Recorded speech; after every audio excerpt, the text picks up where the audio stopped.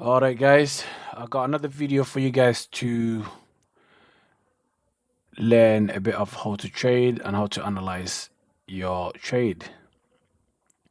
So now, obviously, this trade now I'm looking at, this pair now I'm looking at is the NSP 500. Anyone who's trading NSP 500, I'm gonna analyze down for you guys now. So keep an eye on it, guys. Keep an eye on it. So now let's start from the normal how people start on their trade. So let's see now. You'll probably be seeing this. You'll probably be seeing this now. Anyone who obviously trade in 1 hour or 15-minute time frame. But with 1 hour and 15-minute time frame, you will not know what the market is doing or what the market is saying or what the market is telling you where it's gonna go today. So the best thing to do is start from your weekly time frame. Yeah, when you start from your weekly,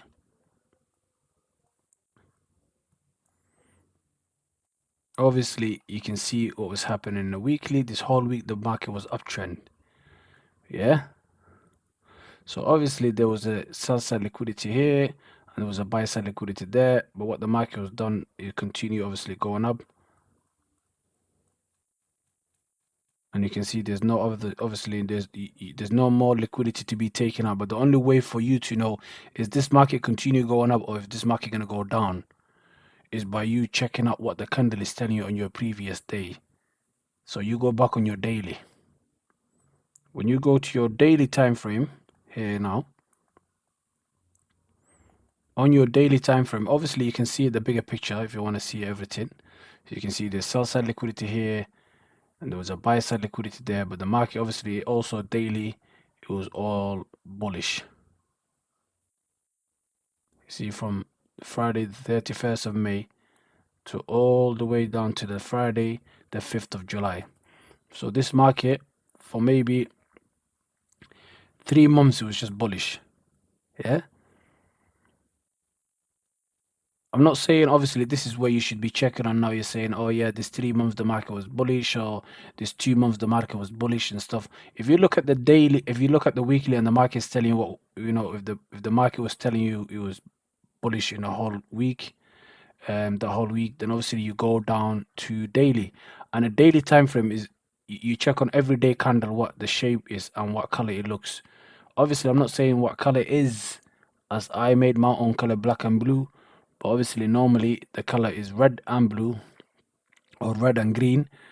You can change the colors, but if the candle is telling you bearish, if the bearish candle is showing you like this, the previous day it was bearish, the next day coming is going to be obviously more bearish.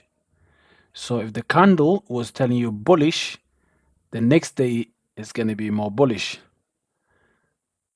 You see, so I'm going to show you guys. I'm going to show you guys a couple of blue candles when the market was going bullish market, how I highlight and where I enter from the market for me to be taking out whatever levels I want to go onto. Yeah. So keep an eye on it, guys. Yeah. So now let's say now today we'll be looking at. Let me start on Wednesday. Yeah. Thursday the market obviously was in a bank holiday in America or Canada. There was some independent party or some kind of party was going on, so there was in a bank holiday. So obviously it jumped from Wednesday to Friday. So Thursday was bank holiday, so there was not a lot going on in the market. Obviously NSP 500 is mainly rely on US session. So now we're on a daily time frame, guys. Remember that. So what you need to do then, now you highlight the previous high of the candle. You highlight the previous day of the candle, the wick, top and the bottom. Yeah. So once you highlight the wick of that candle, high, and the low of that wick here, you already know that day now, Wednesday, the 3rd of July, the market is telling you is bullish. So now you should not be looking anything sells or anything market going down, because you already tell you the day before the market is going bullish. And this is the daily buyers. Anyone who's a day traders or stuff like that, this is how you should analyze from the beginning. before you start looking for trades, before you start jumping on trades. Now, once you highlight the bottom of the candle and the top of the candle, what you need to do now is then go to short time frames. On your 4-hour time frame and 1-hour time frame, what are you looking for? You're looking for fair value gaps or supply demands, like any area that the market need to come back into it, that you need to get in from it, where your entry should be. So now you go to 4-hour time frame. Once you highlight your low and high of the day and the low of the day candle. So now if you're looking at here, that was the Wednesday that we highlight. Thursday, obviously, you see the market was doing consolidation around this area because you're obviously only US was the one who had the holiday party or whatever they was having, like bank holidays or whatever they was having. But Euro and UK or Europe or whatever, or any other countries, obviously they were still trading, but the market was not moving nice. Like I said, NSP 500 moves with the US session. Yeah. So now we highlighted on Wednesday. Because the reason we couldn't highlight on the day before Friday, because if you look at the daily time frame here, it tells you Wednesday. When you move this side, it jumps straight away to Friday. So that's why there's no candle in between these two candles that you need to highlight low of the candle and the high of the candle. So obviously in any other bears here or any other candles, it tells you Monday, next day Tuesday, before Monday, Friday, Thursday, Wednesday. So obviously the reason it jumped from Thursday to straight away Friday on here is because of the bank holiday, guys. So you also need to know what is going on. It's not only just technical analysis, it's got to be fundamental analysis as well. So you need to know what is going on around the world, like what news is saying, what is happening, for you to be able to know how this market is moving today. Is it going to move fast, or is it moving nice and steady, or is it going to be slow? Yeah. So now we go back on your 4-hour time frame. What we're looking for in 4-hour time frame and 1-hour time frame. What we're looking for, like I said, is imbalances, like fair value gap areas where the market need to come back down and touch it. Or anyone that maybe works on supply demands or anything, like anywhere the market need to come back into it to fill it in for you to be able to be getting in for more buy positions. All right, now in 4-hour time frame, you can see a fair value gap here between that candle here above the wick to that last third candle wick. There's a fair value gap. I'm going to highlight it for you guys so for you to see it.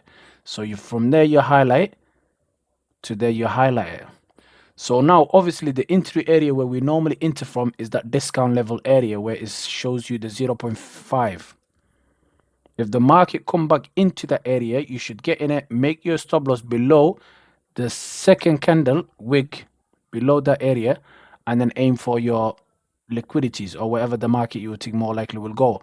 If you do not know where the liquidity is, or the sell side or the buy side, where anywhere that you want to aim onto, make sure you only get onto your position 1 to 2. The market will always give you 1 to 2, 1 to 3, 1 to 4 max. I mean, if you literally want to aim without no liquidities.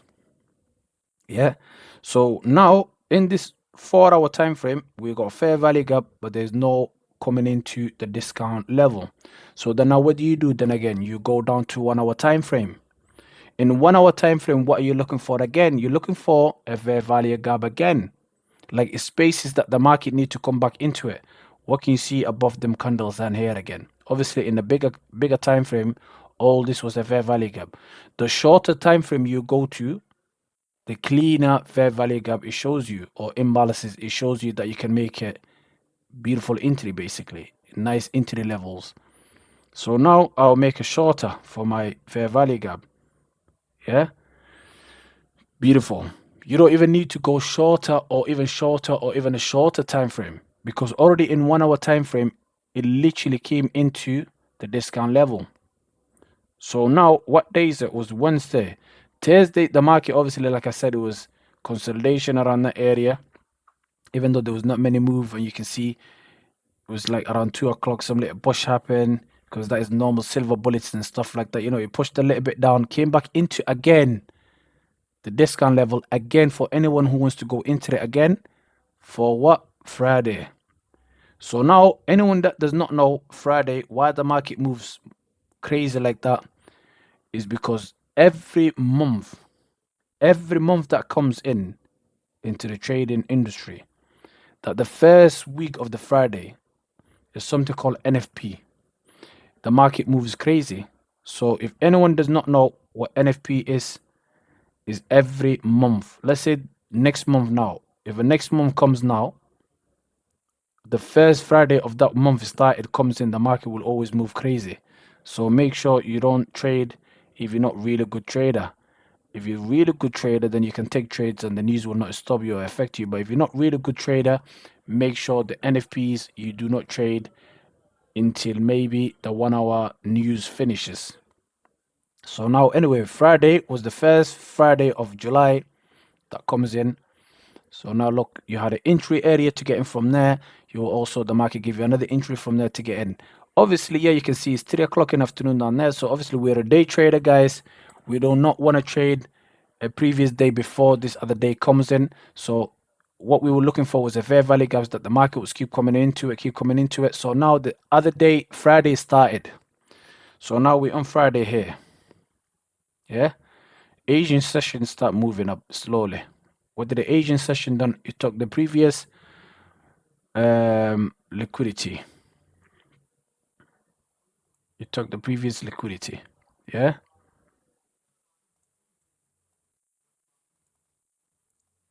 So it took the previous liquidity in there, as you can see. I think that was US session previous high. So now obviously here is the liquidity low. So if you highlight it, the low of the liquidity here as well.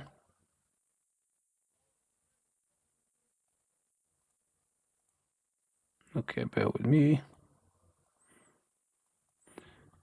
There's a sell side liquidity and there's a buy side liquidity. And now we're on a 1 hour time frame. Guys, what we're looking for now is our entry level because we don't normally enter from 1 hour. I enter from 15-minute or 5-minute. Anyone that enter from 5-minute or 15-minute, that is good. You know where you enter from and you know why. The shorter time frame you go to, the best entry level that you can find. If you can't find it, obviously, and you can see it in 1 hour time frame was already showing you this imbalances that the market came back in and rejected, you can always enter again. So now you go to no half an hour, no other times. You go straight to 15-minute. 15-minute, what we're looking for now then in 15-minute. 15-minute, we're looking at in our day that we earn on Friday. On Friday, is there any fair value gap around this area that you think the market will come back into it? If you zoom out, zoom in, there's none. You can see all the candles here, except this little one here. No, there's a little one here. So you can highlight it if you wanted to. There's a little one down there, but 15-minute time frame. If you drag this one all the way down, you see there's so many rejections going on that fair value gap as well. It rejected. Obviously, why that wick came all the way down and came into the previous 1 hour fair value gap? Because of the news, NFP. Because the news normally push all the way down, fill it in that fair value gap again one more time to obviously enter again to go for buy. Because you already knew once the news came in, if you obviously analyzed it from daily, 4 hour, 1 hour, you know what areas the market might always touch it back and reject it. If it breaks it lower than that area and the candle closes below, you know this fair value gap is not valid. So there's no point you entering again. You just need to wait the market to show you another move or another fair value gap in the top area for your market to come back in to catch more sells. Because the market then is doing what? Is going to go more bearish to maybe take this sell side liquidity. Or if there was any other fair value gaps than this area, not only just the one that we highlighted, that is pushing more to fill it in, maybe if there was a more fair value gap around these areas. But if there's none, as you can see here, there was a one, it filled in. So there was no other fair value gap that the market need to come back into it. Remember, we are not looking for sales, guys. the daily time frame was telling us this market is more bullish. So do not think, oh yeah, it broke here now. You know what? I'm gonna go and look for sales. No, because the daily time frame was telling you this was bearish. So if it only breaks that fair value gap and that fair value gap is not valid to respect it, then you know there must be some other fair value gap in this area that the market need to come back in to fill it in. So you need to just be patient to make sure it fill it in fully every spaces that was available around this area on the previous day. Yeah. So in 15-minute time frame, guys, also you can see a clean back into it on the news session when the NFP news come up. And what you should do, you should be placing your entry on the discount area. And you aim where? If you want to aim that buy side liquidity, that is already 1 to 2. It's easily giving you. And where would your stop loss be? Your stop loss could be, where is the fair value gap? So let's make a 15-minute time frame. The only fair value we can see 15-minute time frame is here. You see it touched down. It didn't. It didn't. In a 15-minute time frame. But if you look at the 15-minute time frame, that one already filled in. So if you go back on your 1 hour time frame, you see if you go back on your 1 hour time frame, that is clean. It's on the discount area. So obviously if you enter from that area, your safe zone. Where your stop loss should be, you see the second candle. There's the first candle that created the fair value gap, and that is the second candle and the third candle. So the third candle and the first candle in between is empty. So that is the area normally I call Nagtaqawan. It's naked area. It need to fill in. It need to cover the lady. It's called a magnet. It comes back into it to respect that discount level to move in. And if it doesn't respect it and breaks it and the candle closes below, it's not valid fair value gap. There must be a one below somewhere. This area that is going to be the valid one that you need to come back into it. So once you go back in your 1 hour time frame, you know where your stop loss should be. You see the second candle wick below it. You can make your stop loss literally here. Your TP 1 to 2. Remember, guys, like I said to you, it's easy because the only way you will only know where your TP is, because some of you guys might not know where your TP should be. But if you want to know where your TP is, there's a buy side liquidity down there. Obviously, it broke the last previous one, but our previous, the one that we aim in, that is going to be the sell side liquidity that we need to be aiming. Yeah, guys, this is the sell side, buy side liquidity that we are aiming. Once you enter from there, forget about all this big move. If you want to hold it, yes, you can hold it, but it's no man's land. I mean, some of you guys will say, oh shit, if I would have hold it here, oh shit, if I would have hold it here, oh shit, if I would have hold it. No, because you don't want to regret and say, oh, I wish I hold it there, or I wish I hold it here, because you never know if it will go down, because there was no other areas that you can more likely think the market will go back in and touch it again. So the best aim is liquidities, guys.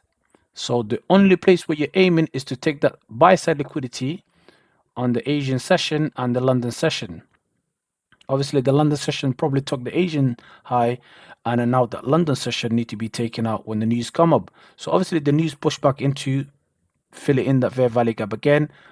But remember, it's not going to leave the London session is still high to not be knocking it out, because the market was telling you daily buyers are running the market. So now we obviously got 2.36 to whatever we're risking. Like it's 1 to 2 normally, but it's 1 to 2 and a little bit of whatever obviously the market will give you, like whatever lot sizes you're using or whatever unit you buy, or however lot size you enter on that position. It tells you if you click on it. Let's say now I say create limit, go back on 15-minute time frame. If I say I wanna buy 1 unit on that trade now from that area that time, it'd be giving me 650, and I'll be only risking 275 if I buy a 1 unit. So let's say now if I wanted to buy that unit, 5 unit, I'll be getting 3,250, and I will only be risking 1,375. So your risking is smaller to get 3 times or 2 times more than what you're risking. That's why I normally say 1 to 2 guys, or if it's lucky you get 1 to 3 or nearly 1 to 3, you're still buzzing. But normally, do not risk more than 1 to 2 because you can easily get 1 to 2, and you will always be in a nice risk management.